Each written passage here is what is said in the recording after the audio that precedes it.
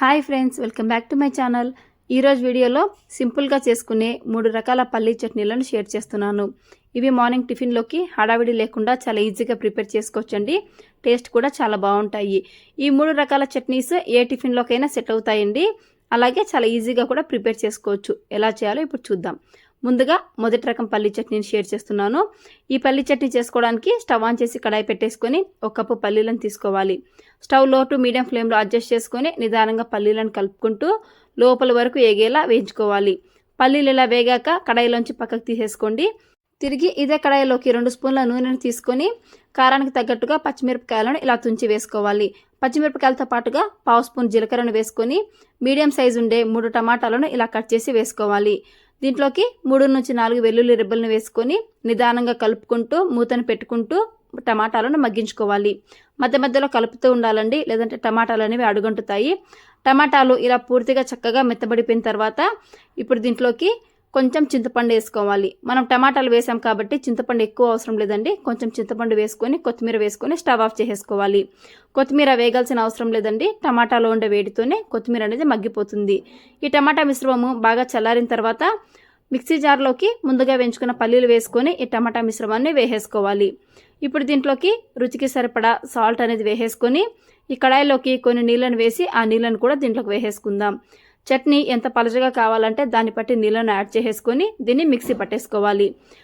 చట్నీ మరీ పలుచగా లేకుండా చూపిస్తున్న విధంగా ఈ కన్సిస్టెన్సీలో ఉంటే ఇడ్లీలోకి దోశలోకి తినడానికి బాగుంటుందండి.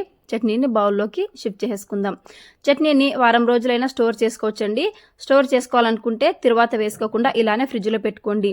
ఎప్పుడైతే చట్నీని వాడాలనుకుంటున్నారో అప్పుడు ఇలా తిరువాత వేసుకొని యూజ్ చేసుకోవచ్చు. సింపుల్గా ఈ చట్నీ చాలా టేస్టీగా ఉంటుందండి. ఖచ్చితంగా ట్రై చేయండి. ఇప్పుడు రెండవ రకం పల్లీ చట్నీ చూద్దాము. స్టవ్ ఆన్ చేసి కడాయి పెట్టేసుకొని 2 స్పూన్ల నూనెను వేసుకోవాలి. దీంట్లోకి పల్లీలను వేసుకొని స్టవ్ లో టు మీడియం ఫ్లేమ్లో పెట్టుకొని పల్లీలు లోపల వరకు వేగేట్టుగా నిదానంగా వేయించుకోవాలి. పల్లీలు సగం వేగిన తర్వాత దీంట్లోకి కారానికి సరిపడా పచ్చిమిరపకాయలను వేసుకొని రెండింటిని నిదానంగా వేయించుకోవాలి. పచ్చిమిరపకాయలు మనకి ఇలా చక్కగా వేగి పైపక్క తెల్లగా మారిన తర్వాత ఇప్పుడు స్టవ్ ఆఫ్ చేసేసుకొని దీంట్లోకి 2 స్పూన్ల పుట్నాల పప్పుని, 4 వెల్లుల్లి రెబ్బలు, ఒక చిన్న ముక్క చింతపండుని, అలాగే వీలుంటే కొంచెం పచ్చి కొబ్బరిని వేసుకోండి, లేదంటే స్కిప్ చేసుకోవచ్చు. 2 రెమ్మల కరివేపాకును వేసుకొని నిదానంగా కలుపుకోవాలి. స్టవ్ ఆఫ్లోనే ఉండాలండి. ఈ వేడికే మనకి ఈ మిగతా దినుసులు అనేవి చక్కగా వేగిపోతాయి. చూడండి, అన్ని బాగా వేగాయి కదా. ఇప్పుడు ఇవి చల్లారిన తర్వాత మిక్సీ జార్లోకి వేసుకోవాలి. దీంట్లోకి రుచికి సరిపడా ఉప్పును వేసుకొని కొంచెం కొత్తిమీరను వేసుకోవాలండి. అలాగే ఈ చట్నీకి సరిపడా కొన్ని నీళ్ళను వేసుకోవాలి. నీళ్లు వేసుకున్న తర్వాత ఈ మిశ్రమాన్ని మిక్సీ పట్టేసుకోవాలి. చూపిస్తున్న విధంగా ఈ కన్సిస్టెన్సీలో మిక్సీ పట్టుకోవాలండి. ఇప్పుడు ఈ చట్నీని బౌల్లోకి షిఫ్ట్ చేసుకుందాం. ఈ చట్నీని కూడా స్టోర్ చేసుకోవచ్చండి. స్టోర్ చేసుకోవాలనుకుంటే అలాగే స్టోర్ చేసుకోవాలి. ఎప్పుడైతే తినాలనుకుంటామో అప్పుడు తాలింపు వేసుకొని ఈ చట్నీని సర్వ్ చేసుకోవచ్చు.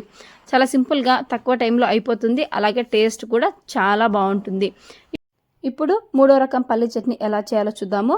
ముందుగా స్టవ్ ఆన్ చేసి కడాయి పెట్టేసుకొని 2 స్పూన్ల నూనెను వేసుకోవాలి. దీంట్లోకి 1 కప్పు పల్లీలను తీసుకొని నిదానంగా స్టవ్ లో టు మీడియం ఫ్లేమ్లో పెట్టుకొని వేయించుకోవాలి. పల్లీలు లోపల వరకు వేగేట్టుగా నిదానంగా వేయించుకోవాలండి. స్టవ్ హై ఫ్లేమ్లో పెట్టినట్లయితే పల్లీలు తొందరగా వేగిపోతాయి, అలాగే మాడిపోతాయి. దీంట్లోకి 8 నుంచి 10 వెల్లుల్లి రెబ్బలను వేసుకొని కారానికి తగ్గట్టుగా ఎండుమిరపకాయలను వేసుకోవాలి. మీకు కావాలంటే కారం కూడా వేసుకోవచ్చండి.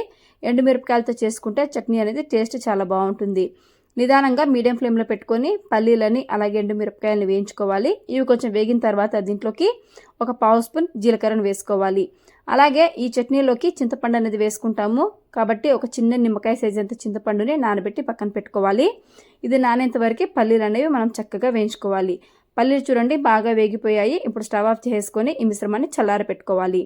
చల్లారిన తర్వాత ఈ పల్లీలని ఎండుమిరపకాయలని ఇలా మిక్సీ జార్లోకి వేసేసుకొని మనం ముందుగా నానబెట్టుకున్న చింతపండు మిశ్రమాన్ని కూడా దీంట్లోకి వేసుకోవాలి.